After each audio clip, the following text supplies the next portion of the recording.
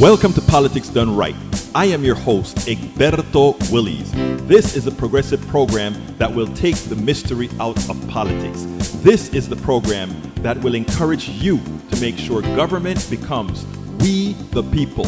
Whether you are liberal, progressive, conservative, or otherwise, you get to air your point of view.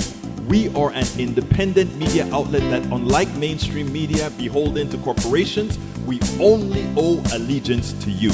Remember, you can also send me a tweet at EGBERTOWILLIES. That is at Egberto Willies. Let us engage. It is Politics Done Right.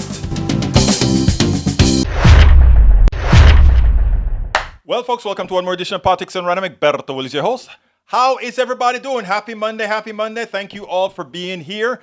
I'm starting the show with Bridge MCP says another name for critical race theory is actual American history. Bridge, you always come out with some great stuff.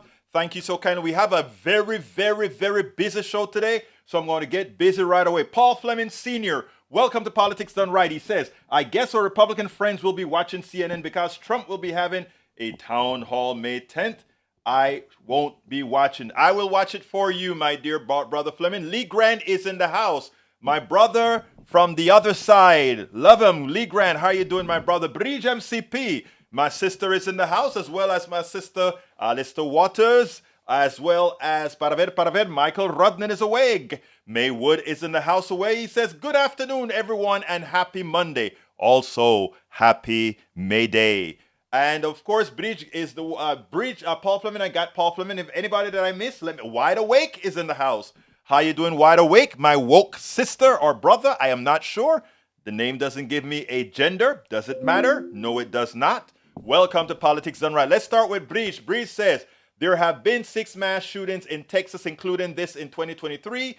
That is only including those with 2 or more dead. There have been more, 12. With 1 dead, up to 11 injured in shooting. Today, 5 were killed in shooting in Cleveland. That was actually on Friday, Texas. That resulted from a confrontation between a family and an intoxicated neighbor. The details, the suspect, a Mexican national named Francisco Oropesa, was known to shoot guns in his yard frequently. Friday night, he was doing so when neighbors complained it was disturbance to their young baby who was trying to sleep. The suspect, who was visibly drunk, said, I'll do what I want in my front yard, before entering the neighbor's home and shooting 5 Hondurans, including an 8-year-old in the head. The suspect is still at large. For context, the sheriff on the scene believed 10 people live in the house, together with 4 to 5 moving in from Houston in the past few days. Some of the victims were found laying on the top of injured children, which authorities believe was done in an effort to protect them. An interviewed resident said overnight, gunfire is common in the neighborhood, and she did not know the shooter, but would wave to him when he would pass by with his horses. He quotes, everybody that was shot from the neck up, almost execution style, basically in the head. San Jacinto County Sheriff Greg Casper told KTRK. And remember this, folks, what does that AR-15 do? When it gets into your brain, it annihilates, it destroys, it liquefies what you have in there. So long, everybody in Texas can go buy their guns. And of course, we have that criminal that we have for a governor who's saying, oh yeah, but some of them were illegal. Like that had anything to do with it. You have a state where it's laissez-faire with guns. Of course, this is going to happen. Bridge MCP also on gun policy. Republicans ignored Americans' consensus view. As much as Americans disagree on seemingly everything, there's a striking consensus on addressing gun violence. So why are Republicans ignoring the data? The nation's political division are one of the defining dynamics of our time, reflecting on the result of the latest NBC polls. Democratic pollster Jeff Howitz of Hart Research, who helped conduct the poll, a Republican counterpart, said last week, the survey revealed a country on fire, seething with anger at our political leaders and too often at each other. In a time when positions on provocative issues seem popular, if they can garner a bare majority, it was tough not to notice the lopsided findings from Fox survey. 61% support a ban on assault rifles and semi-automatic weapons. 77% support requiring a 30-day waiting period for all gun purchases. 80% support allowing police to take guns from those considered to be a danger to themselves or others. 80% support requiring mental health checks on gun buyers. 81% support raising the legal age to buy a gun to 21. 81% support improving enforcement of existing gun laws. 87% support requiring criminal background checks on all gun buyers. There is no reason to see such results as an outlier. All the polling on the data consistent with similar finding from other major surveys. The idea that GOP voters wouldn't tolerate any significant gun reform is plainly wrong. It's GOP policymakers who are standing in the way, and it is time for progressives and Democrats to use the gun issue. Go positive on the gun issue. There is no reason to fear the NRA. The NRA is on the losing side of the argument. Bar none. Americans are intelligent and they know what they want to do. Paul Fleming says a libertarian will be sitting in Tucker's old seat. A libertarian will be sitting in Tucker's old seat who a person of color. What do you think? I think they would probably do that because you know why? They'll use that guy as the quote to screw everybody else and it'll work. Lee Grant says, Paul Fleming Sr., I like the brother. Bridge MCP says, Berto Fox has the same report but broke it down to left and right, always trying to separate. Absolutely so. But again, it's what most Americans want. The left is just as Americans left folks on the left are just as Americans are folks on the right. Melanie Keelan is in España, Barcelona, Spain, and let me tell you better, they do celebrate May 1 as May Day. It's the working folks' day, and I'm so proud of my French brothers and sisters who are fighting that change in retirement role. It is time for the rich to pay. It is time for all working class people to go and peacefully demand of their politicians to go ahead and not allow the rich to sucker all the monies, all the profits out into their coffers and spread that wealth with everybody who are the ones that have actually earned that wealth. Anyway, folks, in Texas, I got to get to the first video right away, so I'm going to do that now, and then we'll continue with the program as designed. Here we go. Welcome to another edition of Politics Done Right. I'm Egberto Willis, your host. Today, we are here with Kit O'Connell, who is a genderqueer movement journalist with Texas Observer. Earlier today, I got a text message from a dear friend who also subscribes to the Texas Observer, and he said, Egberto, you really need to speak to this guy, Kit. He just wrote a story. He wrote a story titled AG Commissioner, Agricultural Commissioner Sid Miller doubles down on transphobic dress code. Now I'm going to ask Kit. First of all, welcome to Politics Done Right, Kit. How are you doing today? Pretty good. Actually, yesterday was my birthday, so I'm having a pretty relaxed day. Well, happy birthday. I guess a bit late, but happy birthday. Thanks so much. But anyway, Kit, tell us a little bit about how you came about this story that you wrote. Again, titled AG Commissioner Sid Miller doubles down on transphobic dress code at the Texas Observer. Yeah, and that was actually the second part of my story. The first part came out this past Monday on April 24th. So on the 21st, I was sent a copy of this dress code by somebody at the Agricultural Department who had received it just a few days before, was wondering what to do about it, really was concerned about its effect on their coworkers. And so they sent it to me at the Texas Observer. And so I got it. So the dress code, it's like a 2-page memo. And if you take the single sentence out that is the really core of the story, if you took that sentence out, it's a very conservative dress code, but not an unusual one. And obviously, we could talk about there's all kinds of issues with dress codes. Are they sexist? Are they racist? Right? We could talk about that. But this dress code has a really extraordinary sentence in it, which is employees are expected to comply with this dress code in a manner consistent with their biological gender. And so that is in the first paragraph of the dress code. And, I spoke to an employee of the Texas Department of Agriculture, and they told me that they almost missed it at first because, it's a whole memo. It's just kind of hidden in the beginning. But once you notice it, it really stands out. And it really is very important because that sentence seems designed to force genderqueer, trans, any kind of gender nonconforming people at the Texas Department of Agriculture basically into the closet. It says that you have to dress according to your biological gender. Now, if I can take a moment here to talk about sex and Please do. gender, just for And some, that's one of the reasons I wanted you on, to enlighten folks. So, sex and gender are two different things, right? Sex is the arrangement of your genetics and your genitalia and your reproductive organs in general. And at birth, a doctor honestly looks at you and says, "No, this looks like a boy or this looks like a girl." That's basically how it happens, to this day. So you're assigned at birth a sex and gender. Now, sex is again these three: genetics, genitalia, reproductive organs. But scientists are actually recognizing that when we look at the genetics of people, actually 2 in every 100 people don't strictly match male or female. Just, some of them may even go their whole lives or into their 40s before they get a genetic test or some kind of, medical situation makes the doctor look a little closer at the arrangement of things or, inside. And they realize, oh, this person actually, doesn't exactly fit into society's traditional boxes of male or female. So just to start, sex is a little bit more flexible than most of us were kind of raised to believe, right?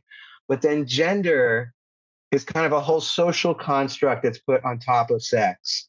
For people who are cisgender, meaning that the sex they're assigned at birth matches their gender expression, there's not much difference. A lot of people go through lives without really recognizing the difference between sex and gender because there's two match up. But gender actually is a social construct built around all the roles and stereotypes and just assumptions that people have around people based on how they kind of come across as what's traditionally masculine or traditionally feminine in our society. And it varies from society to society, what we assign to that. It's varied all through history. If we look through history, there have been dramatically different ideas of what men and women are supposed to do and how they're supposed to dress, right? Men's fashion, men used to wear high heels. That was originally a male fashion. It's changed through history. There's no single thing that gender has meant through history almost. So, and then of course we have people who are transgender, who are genderqueer or non-binary like myself, and people who are just in some way not conforming to male or female gender. And all of those people differ a bit from their gender or what people assume based on how they were assigned at birth. Right. Yeah. Now, all these things I've been talking about, if you think about just that phrase biological gender, if you actually like sex is really the biological part, and gender, like I've been saying, is the social part.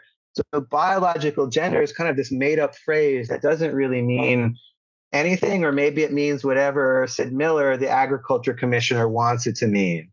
And his name was in seal or on this memo. So as far as we know, it comes right from his office, this new dress code. Prior to this, employees had a fairly standard, again, conservative dress code, but didn't have any mention of biological gender. And, of course, people who were gender nonconforming or non-binary or trans, had to negotiate whatever stereotypes or issues in our society. But hopefully, I know that there are LGBTQ plus employees at the Department of Agriculture who've been living their lives and doing their jobs, right? And now all of them are wondering, what does this mean for me? How do I express myself?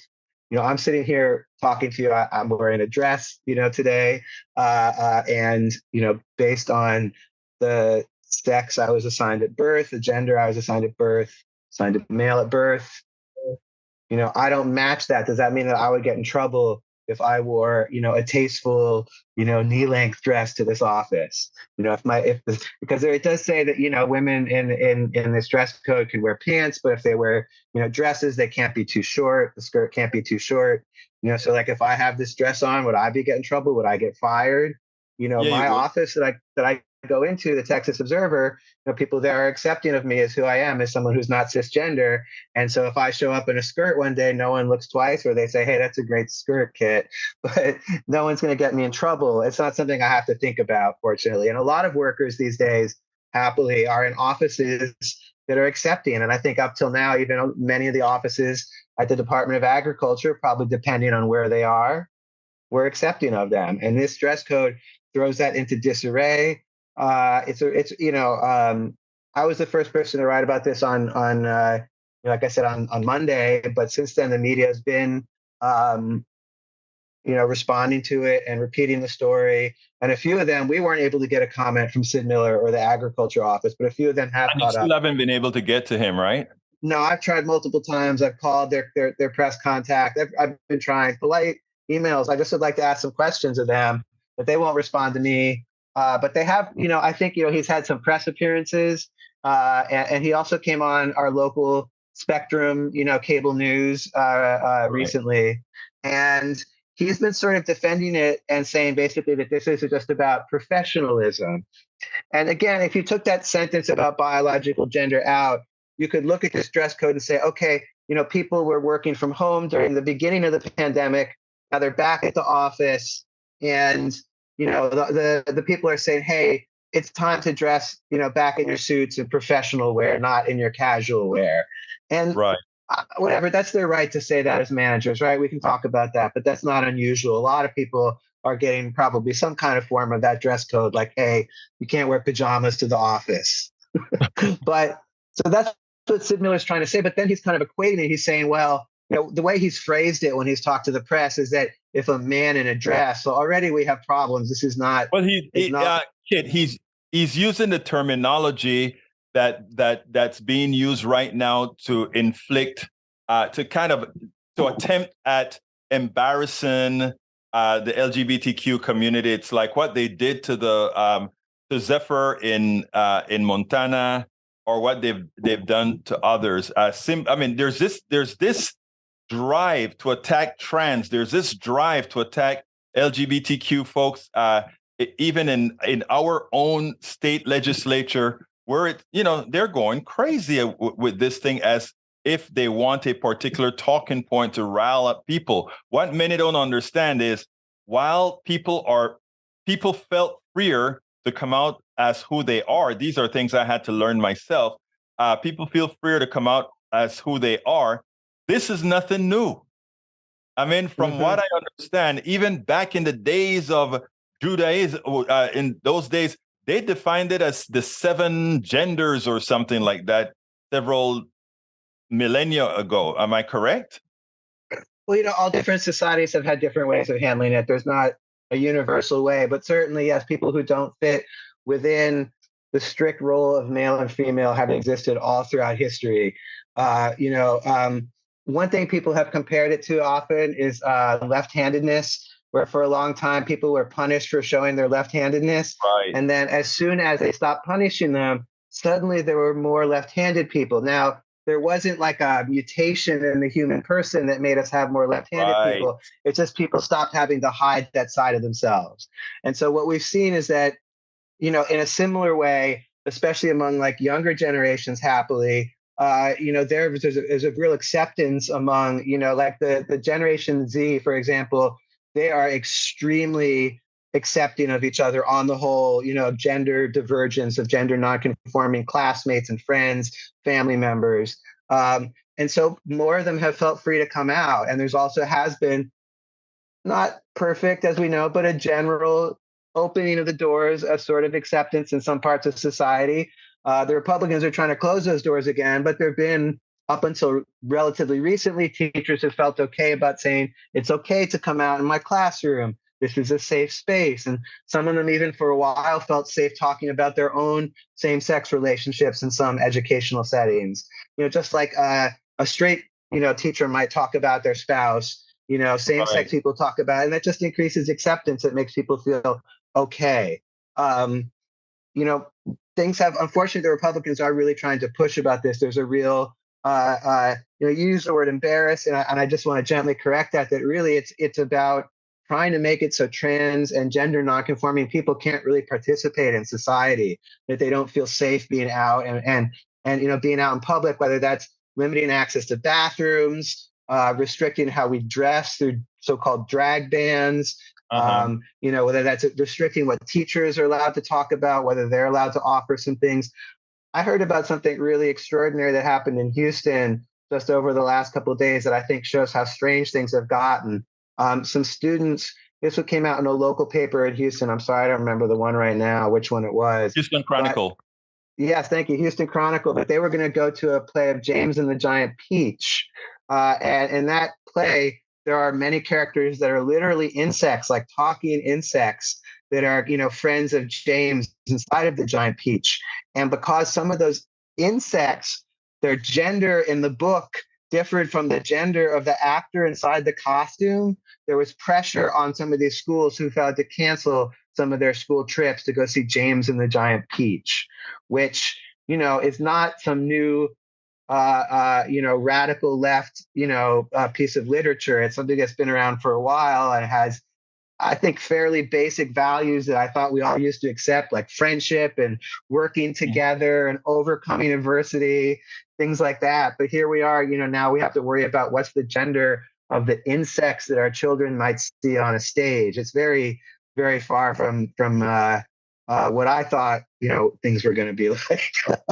Well, you know what? And one of the reasons I wanted to highlight this story that you wrote is because I think as these a lot of folks, these guys work behind closed doors, and if this person hadn't passed that letter on to you, it would have never been known. Now the idea is to make sure all of Texas understand that we have an AG that seems to be nothing more than a homophobe. And in having an AG that is a homophobe, maybe you can't write that, but I can say that because that is exactly what I see displayed in what I saw in the writing, and that you cannot. Well, you're saying I just want to say the agricultural commissioner you're talking about. Although I do have. Oh, did I call? I said AG. I'm sorry. Yeah, agricultural. It's okay.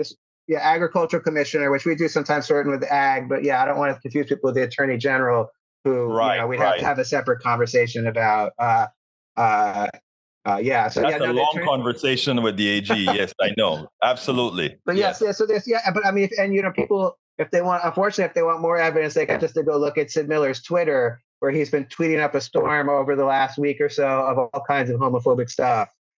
So he's really not hiding it, but he might have hit it a little more if we hadn't talked about this. And the reason that I'm linking it to all this stuff, like these other issues, including what's happening at our legislature right now, which we can talk about, is it is all connected. It's all, like you said, it's part of this overall campaign to make life difficult for LGBTQ plus people, regardless of where they're. It's is it sports? Is it schools? Is it bathrooms? Is it our workplaces now? It's all, they're trying to make it hard no matter where they are. And I do want to mention off the top of your head, Kit, what particular bills in the legislature concerns you with respect to the LGBTQ community that we can go ahead and make sure and start to highlight? Yeah, I mean, so many. There, the Washington Post actually did a great map recently and showed that there have been just this record number of bills across the country. And there've been something like 40 proposed in Texas just this legislative session. So that's since January, when things kind of got started slowly. They ramp up slowly, but there've been 40 over this legislative session targeting LGBTQ people in some way. Trans rights, talking about LGBTQ in school. The most immediate one that's coming up, and I believe it's SB 14, is going to be heard on Tuesday at the Texas legislature. And that is a bill that is, if it passes, and it unfortunately is expected to pass on Tuesday, most likely, it's going to go to the governor's desk, where he considers this a priority. If this bill passes, it'll essentially make healthcare for trans young people illegal. And the Republicans use a lot of shocking language to talk about it. They'll talk about young people this is their talking points. They talk about young people being sterilized or their bodies being mutilated, but that's not what we're talking about for people. When you talk about people under 18, what trans healthcare involves is, therapy, to help them socially transition. That means, learn to use their pronouns and express themselves. Right. And in some cases, it's things like puberty blockers, which is like a reversible drug that basically slows down puberty as the person's aging. And that can really help people because, for example, someone who's assigned female at birth, but who feels non-binary or feels masculine, for them to develop breasts, for example, could be really traumatic for them. That could be a really strong divergence from who they feel they are inside. And these puberty blockers, if somebody starts them early enough, they can help a person feel like themselves as they get older. They work with therapists and stuff, as they develop. And as they're older, there's more options that open up to them. But it's not something that's rushed into. I think that's the most important thing. This is kind of healthcare that happens between young people by their feelings, very strong feelings that some of them feel since birth. I since birth essentially felt non-binary. And if their parents and expert doctors, this takes years to go through this process. This isn't something that like you wake up and tomorrow they give you surgery or even they give you the puberty blockers. You work with a lot of experts. It's hard to access. It's slow, but they want to shut the door to this completely. And I know people I've known here for years they own land here in this area. They consider themselves Texans. They're part of this state, and they're going to have to leave in the next few months. They're having to pull up stakes before the end of the year because they have an under 18 trans person. Yeah, and they're going to lose access I actually to know a family here. I know a family here in Kingwood that it's going through the same thing. They're going to have to pull up and leave because it's going to become illegal for their kid who is transitioning to fully make that transition. Look, kid, I got to go out. We're fixed on time here. Give me about a 1 minute closer and let's get out of here. My 1 minute closer is one that I've been saying anytime I appear on something. Is just this is a really extraordinary time in the United States, for trans people, for LGBTQ people, but for all of us, for democracy. We need to find ways to stand up for each other. All these issues are connected, whether it's LGBTQ plus issues, racial justice, bodily autonomy, it's all connected. We all need to stand up for each other. Find a way to support each other, whether that's donating money, whether that's going to protest, whether that's offering a place for queer trans people to stay if they need it, whether that's supporting your local media, the local journalism like the Texas Observer. Just find some way to help out, support the journalists and the news that matters to you. And just get active. There's a million ways to get involved, but everybody needs to do something right now. So this is a moment where we just can't sit on our butts and do nothing. Kit O'Connell, journalist at the Texas Observer. Thank you so kindly for having been here on Politics Done Right. Anytime. It was a pleasure.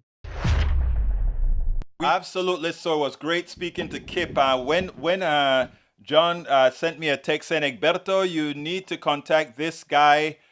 First of all, read this article. And I think this is somebody that really needs to be heard on Politics Done Right. I want to remind you guys of something here, very important. I constantly tell you all, and it's not cliche, this is your show. I constantly tell you if you have information, stuff that you want me to cover. If I'm able to cover it, I will. Just drop a line to info@politicsdoneright.com, info@politicsdoneright.com, or just go ahead and send me a tweet at Egberto Willies, at Egberto Willies. By the way, those of you who are listening right now, please remember to go ahead and follow me on Twitter because you'll get a lot of stuff that everything that I put out, a tweet automatically goes out as well. So please go and follow at EgbertoWillies.com, at EgbertoWillies. Remember, we're now taking calls whenever you want as well, 281-823-7747. Again, that is 281-823-7747. I had to look at it because to memorize the number. Who just joined us? Just joining us is Daniel Ledo, Lee Grant, E2247, Alistair Waters, welcome aboard the chat. Glad to see all of you here. And of course, El Señor Bruce Pollard. I had the opportunity to spend some time with Bruce this weekend where we actually went to a forum of activists. And Bruce, of course, was representing his wife's gun organization. Love spending that time and camaraderie and having lunch together, etc., with a whole lot of other activists around Houston. It was a great time. I should have had a picture ready, but I don't. Anyhow, another video that we're ready. It's about, bam, man, Michael Steele hits the nail on the head. But wait a minute. Before that, I want to say Daniel Ledo says transgenderism is a mental disorder. These sick people need to be placed in mental hospitals and given compassionate care to get their heads right. Daniel, believe it or not, that sentiment coming from you is one of the, I'll be frank with you, I mean, it actually touched me because that was coming from you, given some of the stuff that you talk about. that is a very humane statement. I don't think if you speak to somebody like Bridge MCP on the issue, maybe some more common on that particular issue, maybe you could get a few more commonalities there. But it's whether it is sickness or the way that person actually is. I am not qualified, but everything that I've learned thus far, it is not a mental disorder. It is, well, everything would be a mental disorder since everything is controlled by the mind, right? Me, who I am, is a mental disorder, right? I don't know. But anyhow, Daniel, I think that is pretty much one of the most, well, I won't bemoan it anymore. Anyhow, thank you guys, everybody, for listening. I have another one here now from from Michael Steele. Check this out. You know what? I want the Democratic Party to hire Michael Steele as an executive consultant with them. You know, everybody has been making an issue about Biden's age, right? But guess what? We've seen Biden riding bikes. We've seen Biden jogging. We've seen Biden, talking, et cetera, et cetera. But as far as Donald Trump is concerned, Michael Steele makes the obvious point in a very important manner. But it breaks down to this way. Donald Trump is just 4 years younger than President Biden. He's obese, and he has a problem not going up an incline, going down an incline where he can't keep his balance. And you know what? He speaks as if he has a mental conflict in his mind. There are so many well-placed narratives that can be used once they bring up age, once they open the door on that personal attack, for them to open it up and slaughter any instance of Donald Trump. Of course, they may do it too well, and then he gets a younger candidate who is potentially not as caustic. Well, anyhow, listen to Michael Steele, and then we'll take it on the other side. Michael, could Republicans stray too far down this road? It's not like there are many years between President Biden and former President Trump, yet they keep on bringing up Biden's age. Yeah, sure. Particularly given that the significant portion of their voting base are Biden's age. So at a certain point, you're telling your base voters that you're just not even competent to participate in the democracy anymore. I mean, look, it's the politics of the moment. I think Biden has handled this expertly. He's done it with humor, and he's done it with the show me stuff. This is what I'm doing. See if you can catch up. Donald Trump is, sort of wailing from behind a podium, and dealing with legal issues, not showing the kind of leadership that Biden is showing. So there are some comparisons and contrasts there that the Biden team can put up. And people do forget, and, again, it's part of how the Republicans frame the narrative, that Donald Trump is just 4 years behind him and obese by most medical standards, out of shape. And we've got the same images of that president sort of, having a hard time walking down a plank, not walking up, but walking down a plank. So look, you want to play the game, play it carefully, because there's enough evidence out there about Trump to show that, age hasn't been kind to him either. Michael Steele nail it or what? And he did it in just a matter-of-fact manner. Democratic Party, put this guy on your payroll for another reason. He knows some of where the skeletons are and how to get to a certain group of people. Please, do it.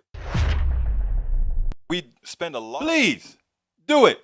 Okay, I have another good one here. This one here is GOP. Well, let me just go ahead and play this one. I think you're going to like it as well. Very important. Vivek Ramaswamy is the GOP Republican presidential candidate, a millennial who is running. He's a great talker, and make no mistake, this guy is a homophobe. This guy is historically, or he's challenged by history. Let's be clear. This guy is no very smart cat that there is out there. I mean, in fact, he went on with Lemon, and I think it's partially why Lemon got fired, where he just didn't understand Black history and had the nerve to say certain things to Lemon that I found surprisingly dumb. And you know that I don't use those words often, but were surprisingly dumb and showed he's intellectually challenged. That said, he made a very good point on This Week, or rather on Meet the Press, where he really handed DeSantis's tail to himself. Because DeSantis is all on this crony capitalism crap, this woke crap on Disney, and it turns out that some of the issues proper were created by whom again? DeSantis. It's actually the truth that DeSantis was in bed with Disney before he was able to turn on them and use them for their wokeness. I want you to listen to Vivek Ramaswamy, and then we'll take it on the other side. Let me ask you about the Disney dust-off with Ron DeSantis. On one hand, I assume you agree with pushing back at Disney the way Governor DeSantis has rhetorically. But is there a point where you think it is too much to use government to punish business? Here's where Ron DeSantis really lost it here. He's gone on the wrong path. He claimed, and this part actually sounded good to me, Disney should have never had crony capitalist lobbying related privileges in the first place. Here's the part he doesn't mention. One of those crony capitalist privileges was, and I think the most relevant one, was codified into law by none other than Ron DeSantis in 2021. Mm-hmm. So Florida passed this political anti-discrimination statute, which I applauded at the time, said if you operate internet companies, this includes streaming services like Disney does, that you can't engage in viewpoint discrimination. Now, here's the funny, dirty little secret of that. They wrote into a last-minute exception into that law for anyone who also operates a theme park more than 25 acres in the state of Florida. That's crony capitalism. And so the irony is Ron DeSantis, who's now railing against crony capitalism and rolling that back, was the one who actually passed that into law for the case of Disney. So I think that undermines the credibility of his crusade. I prefer to get to root causes rather than doing political stunts. Again, Vivek is I know he's a businessman and people are going to want to play him up because he speaks eloquently and he speaks with authority and he speaks like he knows what he's talking about. But sometimes people who speak with authority and speak like they know what they're talking about, they might as well had shut their mouth up on issues and let people assume they were smart, because his issues on racial issues, his issues on LGBTQ issues are at best suspect, but definitely wrong. But the one thing he got right was the attack that he made on DeSantis. But then again, isn't even a dead clock right twice a day? So Vivek, we may be looking for the next right answer that you give as you run for president in your Republican primary. Yeah, because, he used one. He got one right about DeSantis. A dead clock is correct twice a day. So he has one more left. So let's wait for Ramaswamy to get one more correct. Let's wait. All right. The second to last video now is on the gift that the bill passed by the Republican the Republican House.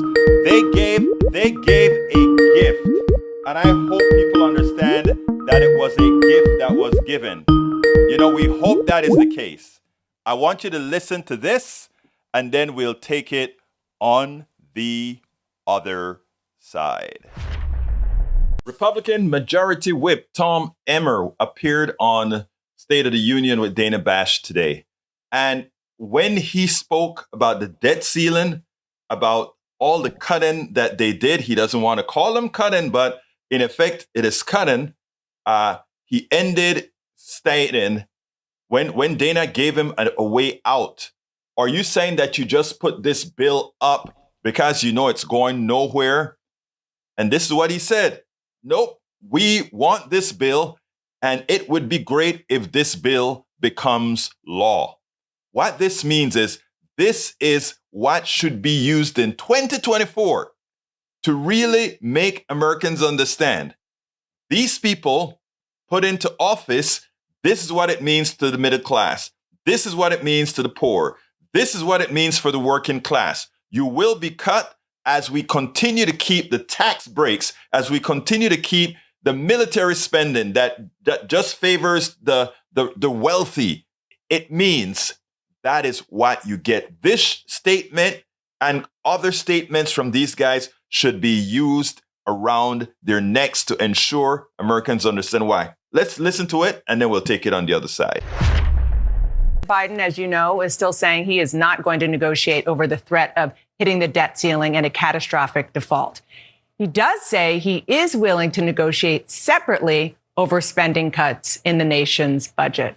What's wrong with that? Well, actually, he doesn't have to negotiate. The Republicans in the House, led by Kevin McCarthy, have passed the solution. And I take a little issue, Donna, with the cuts language that the media likes to use all the time.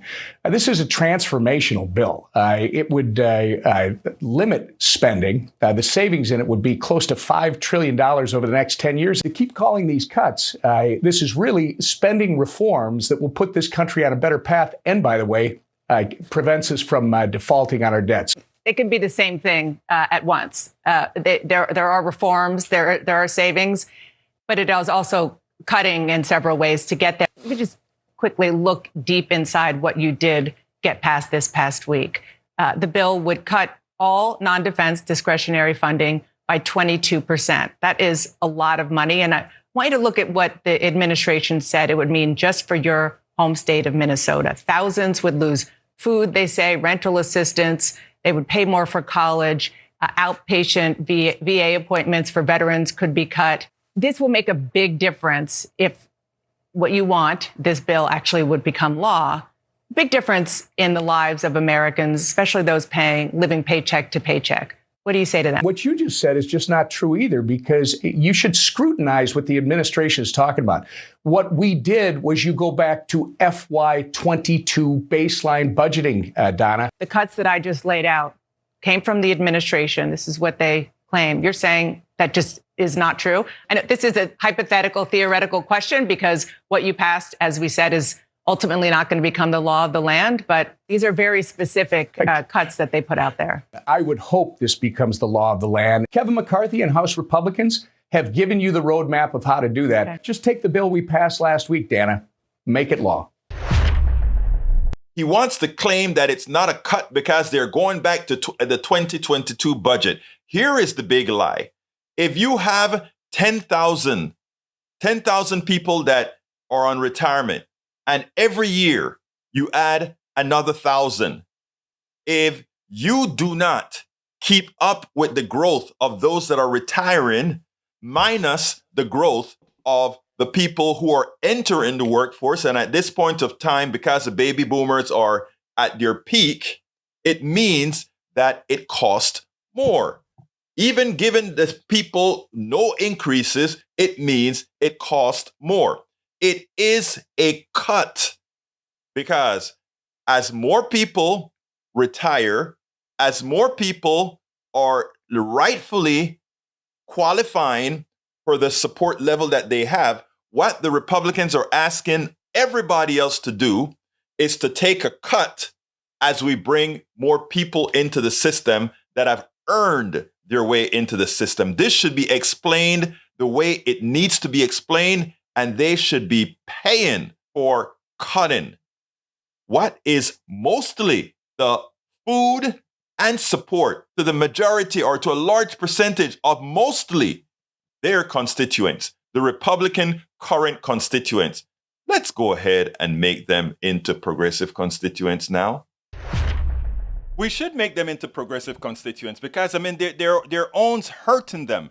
But we got to get it across. I mean, a person came and said, oh, they don't care that they're getting hurt themselves as long as some other people don't get care. To some extent, that limit reaches when the pain is high enough. I mean, when the pain is high enough, we get around that. Ask President Obama that. Remember what I said? I mentioned this all of the times. I knew Obama was going to win when he went into I think it was in Pennsylvania, in one of the not very racially aware areas of Pennsylvania. And the woman went ahead and said, honey, when the canvasser went to the house, honey, who are we voting for?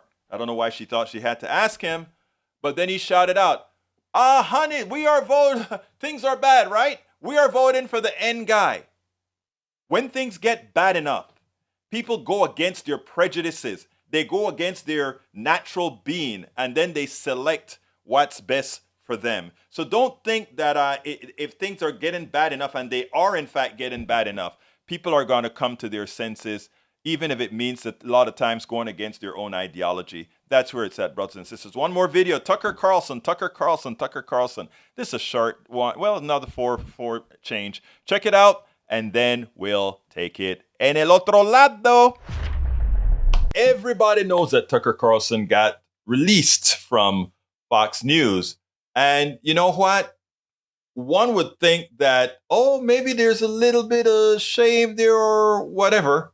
But that's not what we got out of Tucker Carlson's fiasco. The reality is that, guess what? Tucker Carlson got a job offer. Where from? It says here, right here on the news. Tucker Carlson from the Independent, UK. Tucker Carlson receives a new job offer from Russian state TV after Fox News firing. And it goes as follows. It didn't take long for Tucker Carlson to land a job offer after losing his primetime slot on the most watched cable news network in this country. Within hours after Fox News announced that the network agreed to part ways with the far-right nationalist pundit, morning, Russian state TV personalized and propaganda outlet opened their doors. It said, RT, the Russian state broadcaster formerly known as Russia Today, which is banned in dozens of countries, including across Europe, offered him a platform. Hey, at Tucker Carlson, you can always question more with at RT_com. The outlet wrote on Twitter. Vladimir Solovyov, a propagandist whose channels were blocked by YouTube last year for violating the platform's policies against inciting violence, said he sent an email to Carlson calling him the last remaining voice of reason. Anybody who calls Tucker Carlson the last remaining voice of reason has got something that, well, who knows? I don't know. But anyway, listen to this, because it didn't only stop with these guys who gave him an offer.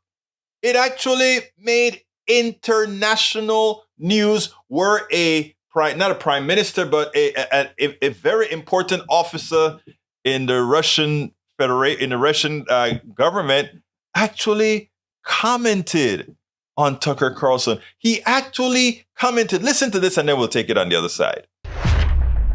Russia's foreign minister, Sergei Lavrov, commenting on Tucker Carlson's ouster from Fox News. Take a look.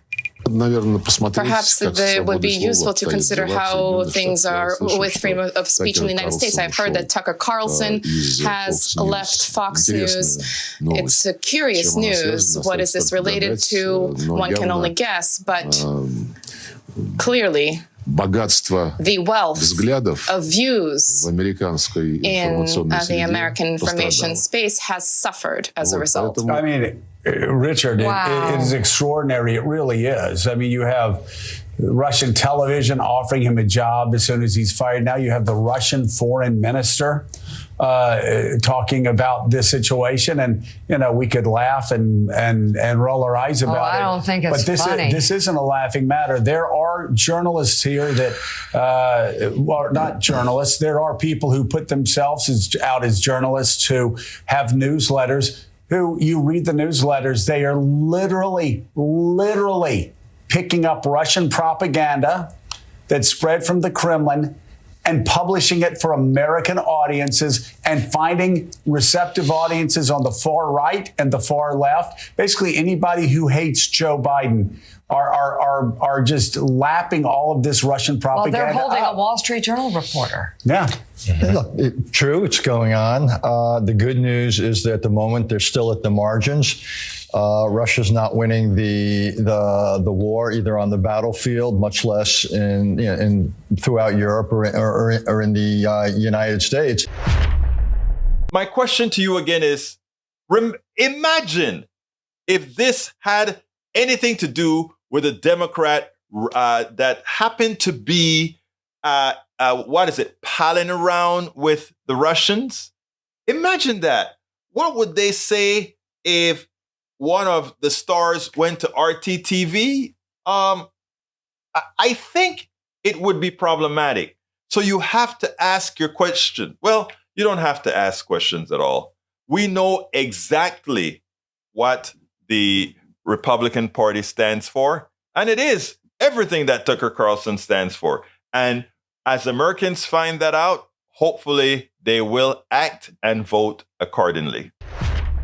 Absolutely so. With respect to Daniel, brother E2247, I am reading that statement in the context of who Daniel has been in our family of the PDR posse. And that statement, as wrong as it is, it has shown growth. That's all I'm going to say for that for now. But we are going to, I want to remind all of you, anybody who wants to call in right now can give us a call at 281-823-7747. If you want, we're close to the end of the show, about 5 more minutes left. If anybody wants to come in and say a word, kind of exercise this stuff that you guys have just brought into the fold. 281-823-7747. Feel free to call and say, hi, Egberto. I just want people to know that we're taking calls now as we want. Today we had a full show, so we didn't have a call section or anything like that.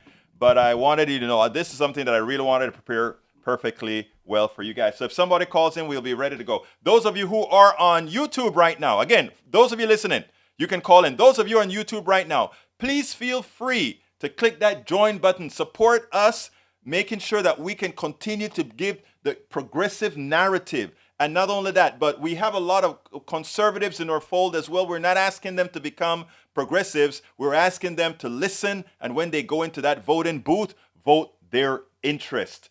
Vote their interest. Vote their interest. We know if people vote their interest, we will get more votes, whether they're coming from conservatives, anarchists, libertarians, wherever. We're just asking people to learn from programs like what we're doing, to learn from the posse. Vote your interest. Click that join button. Be a part of the PDR posse. For those of you that are on YouTube, if you are not on YouTube right now but would like to join the posse through YouTube, please feel free to go to politicsdoneright.com/ let's see. Oh, it's not working. There we go. Got to go here. Go to politicsdoneright.com/YouTube if you are not on YouTube but want to join the posse.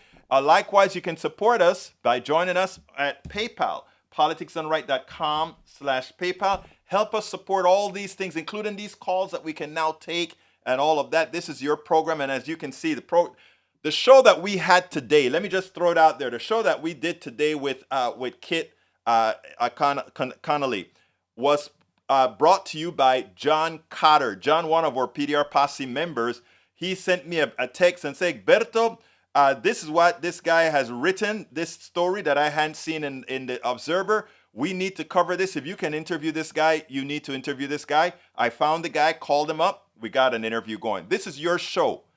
And the same thing occurred in several of the interviews that we do. This is your show. Send us an email at info@politicsdoneright.com if you want certain things covered, if you want certain topics covered, if you want certain people interviewed. Just let us know and we'll try to make it happen. Likewise, you can support us on our Patreon. We need Patreons. Please support us on Patreon as well. politicsdoneright.com/Patreon. politicsdoneright.com/Patreon. You can also support us on Facebook, politicsdoneright.com/Facebook, politicsdoneright.com/Facebook. Shop at our store. Get our hats, get our t-shirts. politicsdoneright.com/store. And if you want our books, we have great books. The ones you see circling on the screen right now, politicsdoneright.com/books. politicsdoneright.com/books. And if you want to find out all the different ways that you can support this program, we work hard, as you can see with all the videos we put out, with all the blogs that we write. 5 to 8 blogs now that I'm doing, now that I'm doing 5 days a week at KPFT 90.1 FM Houston, that is broadcast in the entire Southeast Texas, and of course, it's simulcast on the internet throughout the world.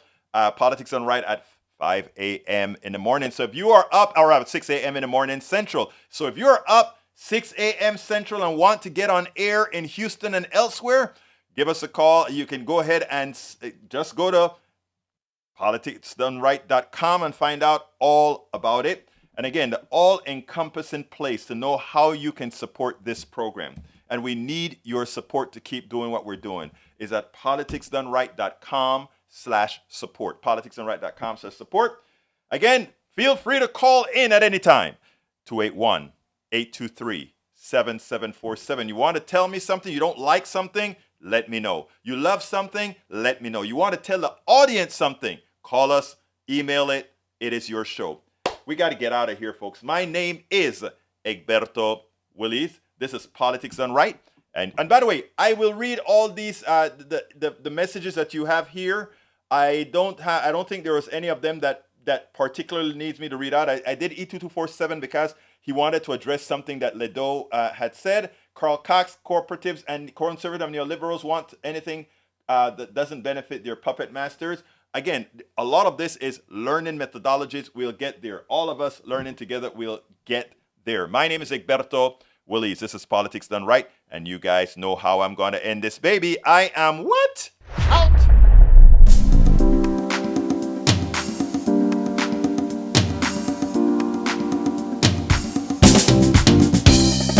Welcome to Politics Done Right.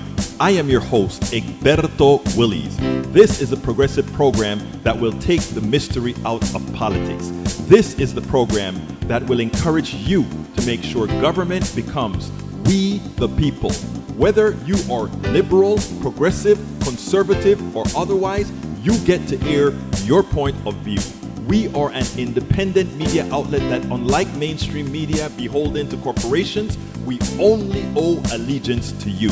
Remember, you can also send me a tweet at EGBERTOWILLIES. That is at Egberto Willies. Let us engage. It is Politics Done Right.